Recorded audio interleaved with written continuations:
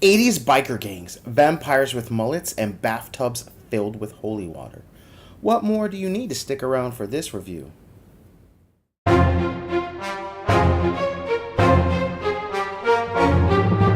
What's up, Universe, and welcome back to the web's first must-see comic and nerd culture show. Welcome to Comic Universe, guys. I'm your host, as always, C-Dubs, and guys, as you can see, still riding solo on this video, guys. And today, we are keeping up with the 31-day Halloween horror movie challenge.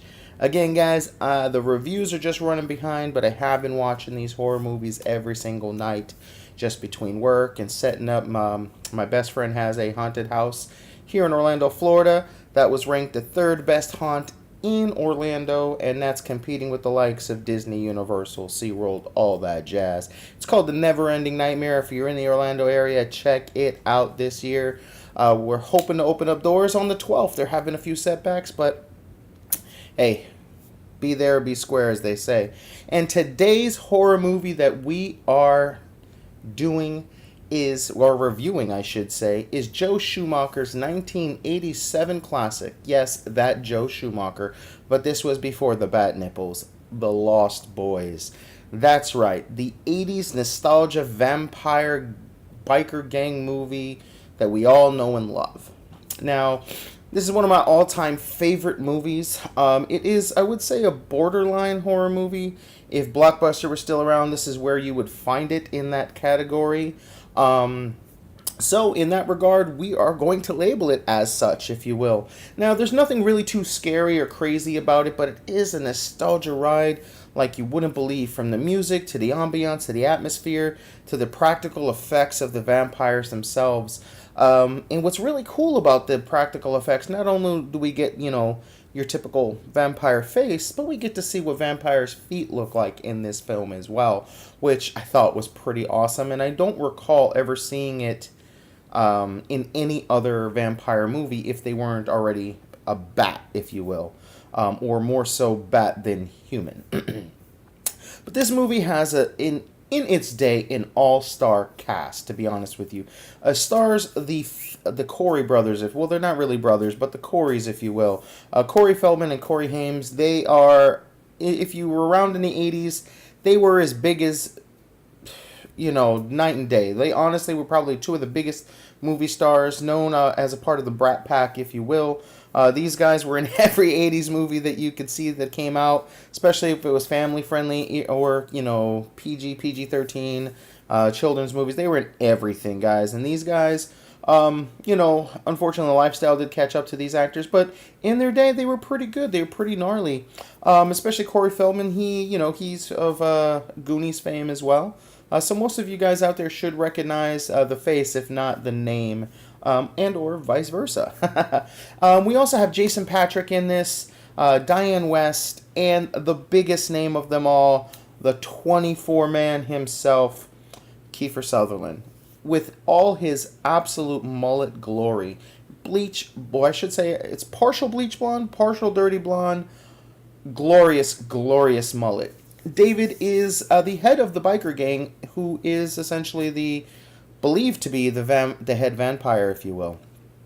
But this movie, it basically, the plot, if you haven't seen it, is the family moves into Santa Clara, if you will, which is in California, which happens to be the murder and missing young person missing capital of the world, if you will. And it's because of there being vampires there, but nobody knows that vampires aren't real, according to these guys.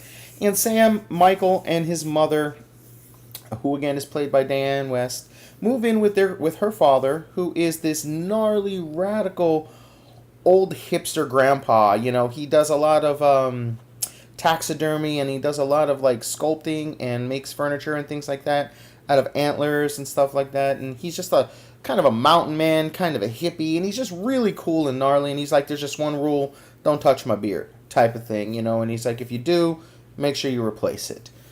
And he's telling this to his underage grandkids, and she's like, Dad, leave it alone. And he's out there playing the game, and he's out there going on dates with other ladies and stuff like that. But deep down, you can kind of see that he knows what's going on in this town, kind of underneath. And at by the end of the movie, we kind of get, a little more insight into that. Some of the last comments made in the film are directly from him, and they're just kind of funny. But yes, Sam and Michael, they arrive in town. Of course, Michael being the older ones in high school, probably didn't, they don't really go too much into it, but he probably didn't want to move out of it, from his school, from where they were, and things to that nature. And he's just having a hard time adjusting. Sam, on the other hand, who's played by Corey Haim, he's out there, he's trying to make friends. He stumbles upon a comic book shop, which is ran by the awesome and gnarly, most badass brothers, the Frog Brothers. And this is where Corey Feldman comes in, and I can't remember the other guy's name, and unfortunately he never lived up to their hype, if you will. I think he was honestly just kind of lucky to be a part of this film.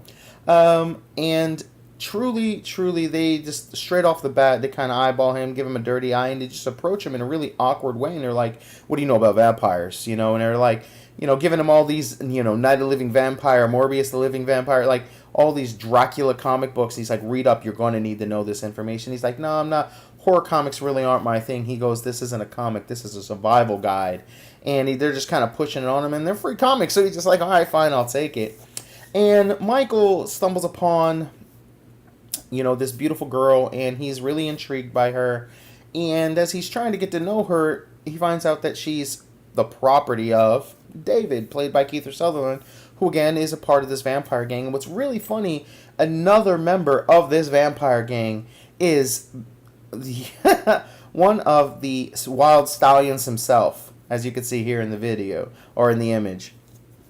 And guys, it is just absolutely awesome to see the shenanigans that kind of goes down. And some of the, for the time, some of the effects and some of the kills, if you will, even though you don't necessarily see them directly, are pretty terrifying, especially if you're younger, if you will. There's a scene where they're showing the vampires can fly, not turning into bats or anything. They're just able to fly. And as they swoop down, they rip the rag top off of a convertible. And the panic in the people's eyes within the car, you can kind of see the terror. And I remember as a kid, it really affecting me. I was like, oh my God, these are going to be ripped to shreds. And, we don't actually get to see that because, it being a PG-13 movie, when I saw it, I guess when it was made for TV, but I do believe there is an R-rated version out there as well. Can't even remember which one I saw the other night. I saw it on Amazon, so it's probably, if there is an R-rated version, the R-rated version. But yeah, I mean, this movie is one of my all-time favorites. It shows that vampires are badass. They don't have to be sparkling and twinkling and running around dancing with wolves, if you will. Everything about the 80s, the music is awesome in this. We get a lot of good pyro. And then when we find out who the head vampire is, it's such a, I don't want to say a big twist, but there is a little bit of a twist to it that you're just like, man, I didn't see that coming, especially on your first viewing. And if you know nothing really about this film, you probably won't even realize what has just happened. But the ending of the movie's pretty good. We get a lot of vampire on vampire action. Get your mind out of the gutter, guys. Universe, what's wrong with you? But yeah, they square off, and we get a lot of death. We do get some, I don't want to really say that it's really Home Alone-esque, but, the Frog Brothers, when they come to help Sam out, they kind of booby-trap. They fill up their water guns with holy water, fill up the bathtub with holy water and garlic. And we get some really cool, as the vampires are attacking the home, getting dumped into the water, and just the panic in the vampire's eyes while he's bathing in the garlic water, the garlic holy water. It's just absolutely awesome.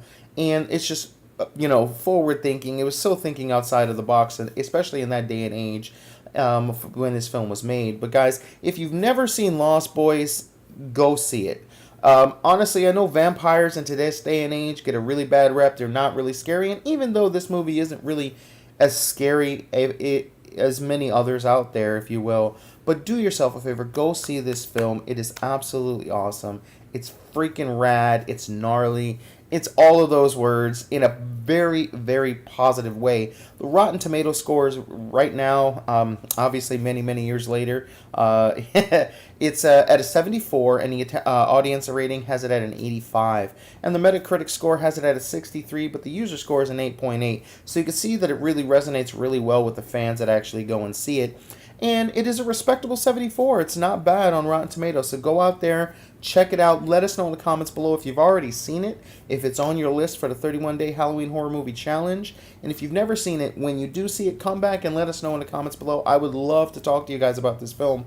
I know it's a little dated in some of the styles and hairdos, and to some people they may not be able to look past that, but I'm telling you, this is an absolutely fantastic, fantastic film. In fact, David, played by Kiefer Sutherland, I think is one of the best bad guys in horror movies, period, in any movie, period. And in fact, I actually picked him to be a part of Batman's Rogues in our Rogues revamp, which if you don't know what that is, I'll leave a link at the end of the video for you guys to kind of check out what our Rogues revamp is. Just a kind of quick, it's where we find other villains or other people out there in other forms of media that we think would make good villains for a particular said character in comics. And I think David would make a great Batman villain. So guys, check it out. Don't forget to check out that video as well. Don't forget to leave a like, share, subscribe, and comment here on this video, guys. Let us know we're doing a good job. Continue this horror movie challenge with us, guys. And again, let us know if there's some movies you want us to review, guys. We're growing as a channel, so, you know, stay tuned and stay patient with us, guys. Till next time, I'm C-Dubs, and I'll see you in the universe. Peace.